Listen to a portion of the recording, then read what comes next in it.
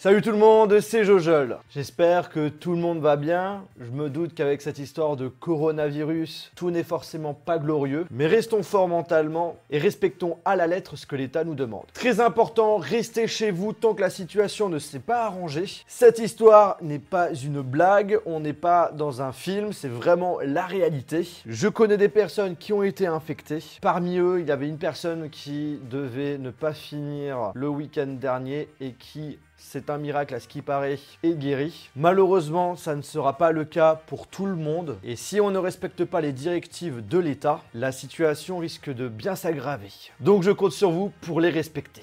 J'en profite aussi pour remercier toutes les équipes médicales qui font leur maximum pour nous. Vous avez tout mon soutien. Avec l'équipe Happy, on a décidé de les aider de notre façon. On a décidé que tous les revenus engendrés sur l'application soient directement donnés à une fondation médicale pour les aider financièrement aux recherches contre le coronavirus. Donc je vous rappelle, pour ceux qui ne connaissent pas, Happy, c'est une application totalement gratuite disponible sur iOS et sur Android où tous les jours vous avez des chouettes concours à gagner. Là par exemple, il y a un Galaxy Z Flip à gagner, un Galaxy S20 Plus à gagner. On vient de mettre en jeu un iPhone 11 Pro ou smartphone au choix, des AirPods, des cartes cadeaux Netflix, Play Store, App Store, Nintendo Store, PlayStation Store. Et en gros, vous avez la possibilité d'augmenter vos chances de gagner en utilisant des tickets. Tickets qu'on reçoit gratuitement en regardant des vidéos pubs, en téléchargeant des applications. Et tout ça, ça rapporte un revenu qui est de base là pour financer l'équipe, les projets d'Happy ainsi que les lots qu'on vous offre. Mais là, vu la situation, tous ces revenus seront directement donnés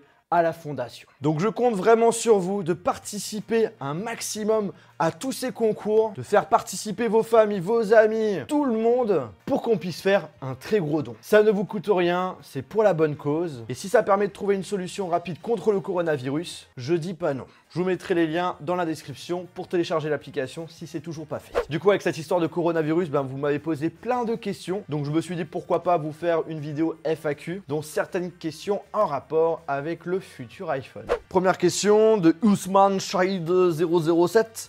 Tu crois que cette épidémie va prendre combien de temps à disparaître? Alors moi de mon côté, je dirais que tout dépend justement de vous, de tout le monde. Si les personnes respectent de rester chez eux, de ne pas se déplacer inutilement, ça peut aller beaucoup plus vite. Là on nous a donné 15 jours de confinement. Personnellement, je pense qu'on va plutôt avoir au total au minimum 45 jours. Moi de mon côté, je pense qu'il faudra bien attendre courant le mois de mai, voire même juin, pour que les choses puissent se calmer. Comment tu passes tes journées depuis le confinement? Alors, ce qu'il faut savoir, c'est que moi, de mon côté, je suis youtubeur. J'ai mon petit studio directement à la maison. Donc, j'ai la possibilité de pouvoir vous faire du contenu sans trop de difficultés. Je n'ai pas à me déplacer. Donc, en gros, je fais du télétravail, mais en soi, je le fais depuis le début. Là où je suis vraiment touché, c'est tous les événements tech où j'ai pu être invité qui ont été annulé. Là, on arrive à une question très intéressante. Est-ce que le coronavirus va stopper l'industrie des téléphones? Alors là, je vais vous parler un petit peu de façon plus large et mettre la tech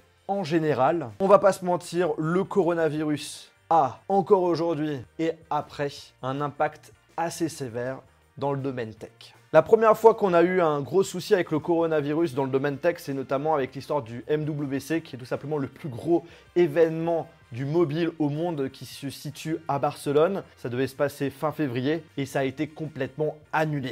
Derrière, ce sont plus de 100 000 personnes qui devaient venir sur place. Un chiffre d'affaires de près de 500 millions d'euros qui devait être généré. Tous les hôtels, tous les restaurants, toutes les marques, tous les médias qui ont payé pour justement venir sur place. Tous les frais de déplacement, tous les frais d'hôtel. On est sur des chiffres juste dingues. Ensuite a suivi le salon de l'auto de Genève. Parlons même pas des freelances, notamment des vidéastes qui travaillent avec des marques où leurs contrats ont été annulés et que ça les met sacrément dans la merde. On sait maintenant que Google I.O., l'E3, Vivatech, le WWDC d'Apple qui sont complètement annulés. En ce qui concerne les événements, c'est énormément d'argent qui est perdu, pas mal de visibilité aussi pour les marques, pour les médias, pour les créateurs. Mais bon, voilà, ça n'empêche pas que certaines marques parlent de leurs produits. Beaucoup d'entre eux font justement des événements live qu'on peut donc suivre en direct via Internet. Mais voilà, moi de mon côté déjà, premier impact, ce sont les événements où beaucoup de personnes ont pris cher. Maintenant par la suite, il y a aussi les retombées sur les achats, puisque maintenant la majorité des magasins sont fermés. Peut-être qu'il y avait aussi un produit qu'on avait l'intention d'acheter, mais vu que voilà, vu la situation, peut-être que financièrement par la suite ça va pas le faire et donc du coup on va pas acheter le produit, ou soit l'acheter plus tard, mais bon voilà, ça fait du chiffre d'affaires en moins. Au niveau de la fabrication des produits, comme vous le savez, une bonne partie des produits tech sont fabriqués en Chine. Quand il y a eu cette montée de coronavirus là-bas, il y avait l'histoire de la quarantaine, donc du coup les usines en pause. Là ça commence à revenir, mais voilà, tout ça, ça engendre des délais de commande. D'ailleurs en soi, le coronavirus a fait perdre énormément de temps aux sociétés. Et comme vous le savez, le temps c'est de l'argent et ça peut avoir un impact énorme déjà sur l'augmentation des prix, des futurs licenciements,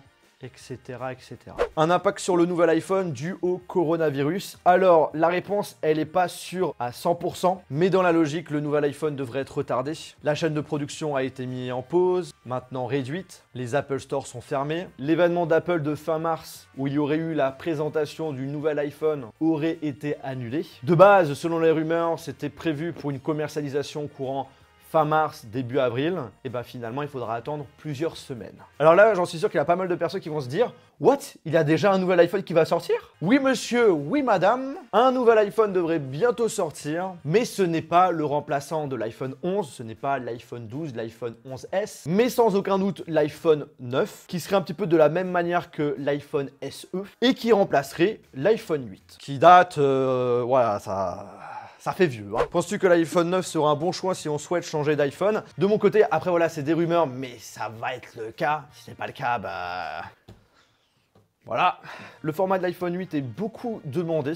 Parce que voilà, c'est petit. Et aujourd'hui, la majorité des marques font des grands smartphones. Donc c'est un marché à prendre. Moi, de mon côté, j'en aurais pas l'utilité. Je préfère les formats de smartphones qu'on a actuellement. Mais j'en suis convaincu qu'il y aura plein de personnes qui vont être contents de ce futur iPhone 9. Donc pour information, on serait sur un petit écran de 4,7 pouces, sans encoche, sans Face ID. On retrouve notre fameux bouton Home avec Touch ID pour déverrouiller l'appareil tout simplement avec son pouce ou n'importe quel doigt. Il y aurait une version Plus, donc iPhone 9 Plus, avec un écran donc du coup plus grand, de 5,5 pouces, comme on avait l'habitude avant. Au niveau des performances, on aurait les mêmes que l'iPhone 11. Et au niveau de l'appareil photo, pour l'iPhone 9, on aurait un objectif qui est tout simplement l'objectif principal de l'iPhone 11 et l'iPhone 9 Plus aurait un double objectif, le deuxième étant tout simplement un grand angle. Niveau prix, on devrait être autour des 500 €, tout de même beaucoup moins cher que le très haut de gamme de chez Apple.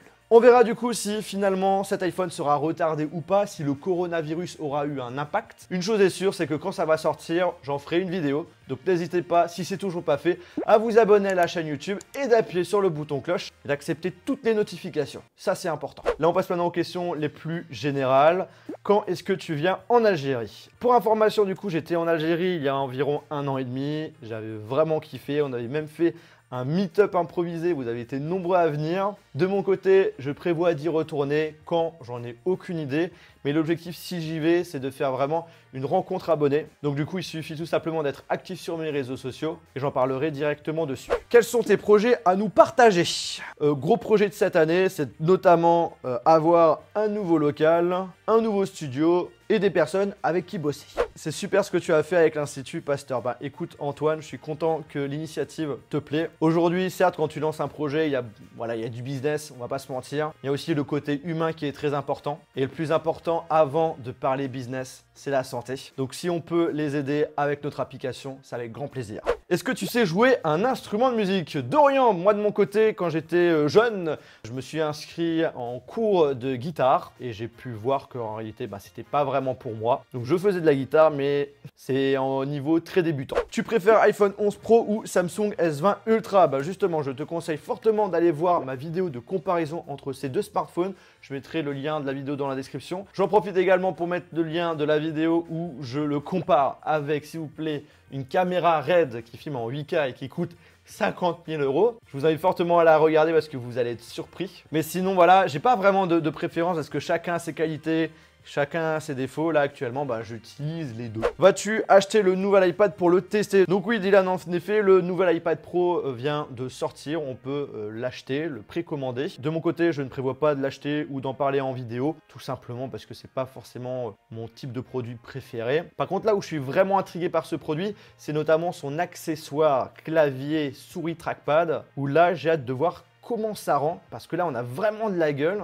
Et là la question qu'on pourrait se poser, c'est est-ce qu'on arrive à la fin des MacBooks? Question de photographeur Adrien, c'est possible de travailler avec toi en tant que cadreur? Alors comme j'ai dit, le projet cette année c'est d'avoir une équipe. Quand j'arriverai au moment où tout est nickel au niveau du local, je vais commencer à faire mes phases de recrutement. Donc je t'invite à me suivre activement sur les réseaux sociaux. Est-ce que tu penses refaire un jour à ta communauté la recherche au trésor? Pour ceux qui ne savent pas, j'ai sorti il y a environ 1 mois et demi, 2 mois, une boutique qui permettait tout simplement, grâce à des codes promo que j'ai un petit peu cachés un petit peu partout, de pouvoir acheter des produits à 0 €. En fait, derrière, c'était un concours, on va dire, et le plus rapide à mettre le code et à faire l'achat recevait son produit pour 0 €. Et bien, ce qu'il faut savoir, c'est que je prévois de refaire ça quand j'en ai aucune idée, mais l'objectif, c'est de refaire ça courant cette année. Quel est ton smartphone actuel? Quels sont ses défauts? Alors, actuellement, c'est vrai que je suis beaucoup en test sur le S20 Ultra, mais je vais retourner sur le Galaxy Fold prochainement, qui est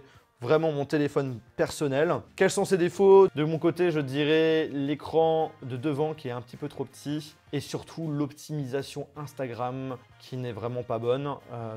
Voilà, c'est les seuls défauts que je trouve aujourd'hui sur le téléphone et que j'aimerais voir améliorer. En moyenne, un téléphone te dure combien de temps d'utilisation et continue tes vidéos? Merci Adrien, ça fait plaisir. Ça dépend en fait durant l'année parce que du coup, quand il y a un nouveau téléphone qui sort et que j'ai vraiment envie de le tester sur plusieurs jours, plusieurs semaines, du coup, je le garde au moins, je dirais, 3 semaines, voire 1 mois, et après je change. Et si je change pas pour un nouveau téléphone qui vient de sortir, je reprends donc du coup le Galaxy Fold. Le Galaxy Fold que j'utilise depuis le mois de novembre-octobre. Voilà, on est arrivé à la dernière question. J'espère vraiment que cette vidéo, que ça vous a plu, que ça vous a intéressé. Si c'est le cas, je vous invite à lâcher un très gros pouce bleu. Et sur ce, on se retrouve dans une prochaine vidéo. Et super important, restez chez vous et très bon courage à tout le monde.